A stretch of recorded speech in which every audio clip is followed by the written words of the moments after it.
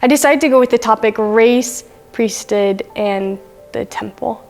And so what I started with doing was finding any scriptures, any articles, any talks about racism, about the priesthood, about adoption, and about sealings. After studying them, I came up with questions that I wanted to ask other kids that were adopted from China. I wanted to hear their insights and understand what they know and what they've experienced. And so I took all these questions and I found some friends that were willing to help me, and I, with a great photographer, videographer, I recorded their stories and their experiences. And so what you're about to see is the compilation of that, their responses to the questions of my soul. So my name is Kristen Xingqian Johnson. I am 26 years old, and I was about 10 years old when I was adopted. I am Jacob William McGuire. Currently I am 21. I was born in northern China, and I was adopted when I was just almost 4. I'm Joy Ariel Clements, and I am 22 years old. I was 17 months when I was adopted. My name is Ray Ching-Harb. I'm 24 right now, and I was 5.5 when I came to the U.S.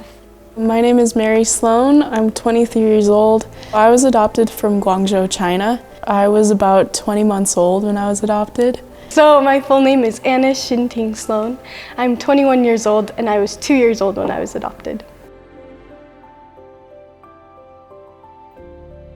How it happened is I was around 5 or 6 years old, and I remember I was with my guardian at the time. He was like a dad to me, and he took me on a train, and during the train process, he got off the train. And so when he got off the train obviously kept going. The people on the train, like the workers, they were like, "Hey, you're too little to be by yourself on the train." And so they asked me where my dad went. And I said, "I don't know, because he got off to go get candy for me. He was gone." And so they put me on the newspaper, and different like news broadcasted to say like a kid is missing an adult, a parent or something. And then they decided, because no one like responded. So from there, my adoption wise, I ended up in 4 different foster homes. What happened was I was with my 4th foster parents, and I remember my foster parents, they picked me up from school with the people that worked for the government, for the agency, and told me I was getting adopted by a family located in America. We don't actually know a whole lot about me other than I was found on a hospital doorstep, and from there transferred over to an orphanage. And I was there at the orphanage for about 3 years, 10 months or so. That was about how old I was when I was actually adopted. My parents have already adopted, so all of the siblings in my family are adopted. And one of the agencies sent them an email and just said, "Hey, if you were still looking for adoption or anything like that, you know, you can take a look at this and this and this." And one of the lists my mom ended up looking at was this list of handicapped children. And so I ended up on there just because I obviously am missing a hand. And so my mom saw the picture, and she felt like a voice spoke to her that said, "Are you coming to get me?" And so when all that was said and done, she looked over to my dad, and they'd already decided they were done with adoption, but she looked over to my dad and said, "Are we ready to get another one?" And my dad said, "I guess so."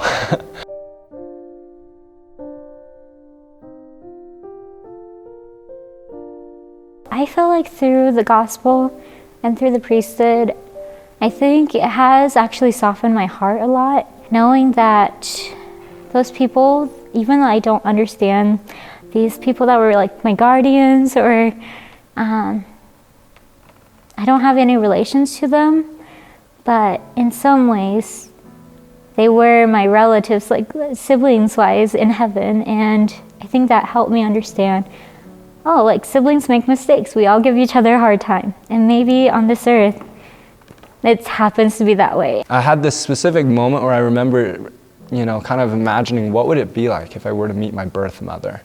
And I remember I was like, I'd probably cry a lot, and I'd, you know, just want to give her a big hug and just, you know, just be with her for a while, you know, and kind of understand what all went on. And I would spend a lot of time just thanking my birth mother, you know, because I think knowing the situation and the political and cultural situation that my mother would have been in and my birth father would have been in, it would not have been very easy for them to have made that kind of a decision.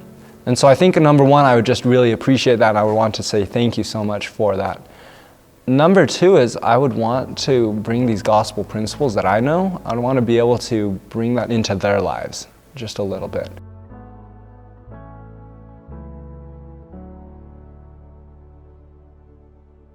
Yeah, like a very, very, very big desire. I think ever since I was little, I've always wanted to find my birth family, find my birth parents, and do the work for them, family history work, where it's finding their names, their records, and performing ordinances or like blessings and like promises with God in behalf of them so that they can have a chance to be with God again. So it's been one of like the biggest desires of my life. I'm still searching for it. I've done 2 DNA tests, like, yeah, I really want to. I served in Hong Kong. The cool part about that actually was when I was sealed to my family, I was promised that I'd be able to one day teach the gospel to them. Going back there was cool because I got to learn the language that they probably spoke, which was Cantonese. And so that kind of gave me more motivation to learn the language and to kind of immerse myself in that culture. I remember always learning about family history, and I thought it was really boring because I was like, I just have my adopted family and they're great and I love them, but they're not my birth family. So it was always a little bit harder for me to get interested in family history, but I looked into it a little bit with my adoptive family, and it was always something that I was curious about with my birth family, you know, like what if we do find parents, or, you know, in my case we found a sibling.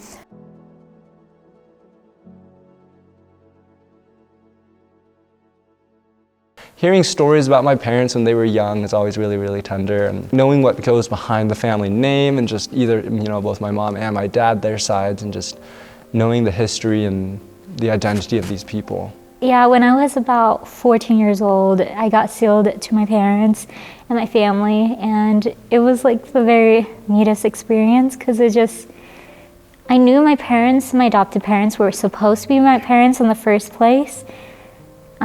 Because of the Spirit. I've done temple work for some of my family, and I think that's one of the ways that I've connected with them.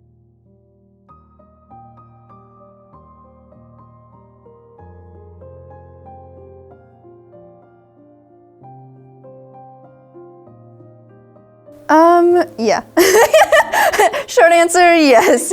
I think especially, like growing up all the time, I went to schools where there just wasn't a lot of people who were not Caucasian. And I got a lot of comments growing up, which were really hurtful, and I didn't really understand them, and it was just like, why are you like this? But most of it came from my time as a missionary. And so I went from Utah to California, which is foreign, but not that foreign. And a lot of members would be like, oh, where are you from? And I would tell them, not knowing how weird it sounded, oh, I'm from Utah, which Utah is not known for their racial diversity or the Asian population. So they'd be like, oh, okay, you're from Utah. Well, where are you really from? Or, wow, your English is so good. I'm like, thanks, my parents are white and they only speak English. There's just like the very casual, right? Like, I feel like a lot of people can make jokes about Chinese people because they just like take it, or Asian people in general, because they just take it and joke too. But there's the common like things about the eyes, or just like, oh, you're really smart, oh, you should be doing this. Or someone came up to me and was like, oh, like, you're very different from like what you would expect for you. Like, you're kind of loud, like, shouldn't you be more quiet and more docile? But definitely things like that where people just have heard things and they just put assumptions on you.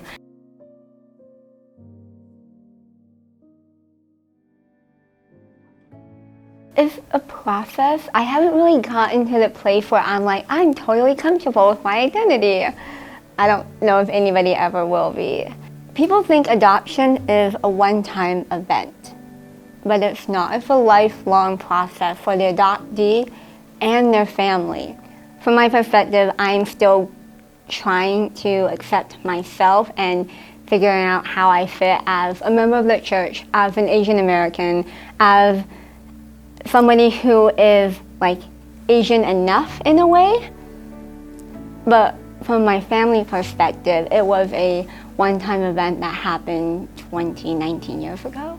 I think the biggest part for me was just trying to understand God's plan and understanding that there was a reason for me to come and be adopted here into this family, and just knowing that whatever happens, happens.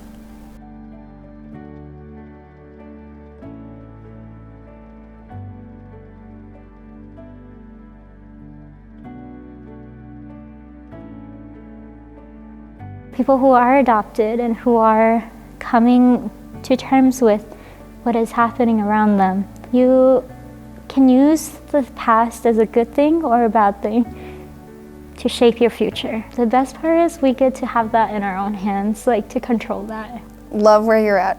Just appreciate the journey you're on. You don't know what's gonna happen. You might find your birth sister and be like, why the heck is it happening now when I'm 21 and I have my life established? And you may never find any biological family, and you might be curious for the rest of your life. But I think it's worth it to hold on to hope that God has a plan for you, and if that plan includes finding biological family or finding anything more about your roots, then just run with it. Just trust God where you're at and just let Him guide you. So embrace your identity, embrace the fact that you are Asian, and just because you're Asian doesn't mean you're a misfit or anything. You're a little bit different, but that's okay. Yeah, don't be afraid to learn. It is scary, it is daunting, and if your Asian American identity starts with getting into K-pop or watching anime, go for it, because it's going to lead you down to a rabbit hole of wonderful things. Just trust that God has a perfect plan for you and that He has great things in store. Look for the good. I think a lot of the times we as humans try to find the things that are wrong. We find the differences, we find the negative. And it's not easy, to not know your parents. It's not easy to not know your beginning, what's going on. But with that said, if you look for the good, if you look for the sacrifices that they made, the effort it takes to have a child and then to give it up, and the good things that you have in your life now, it makes it worth it, and it helps you know there's something more. Okay, cut.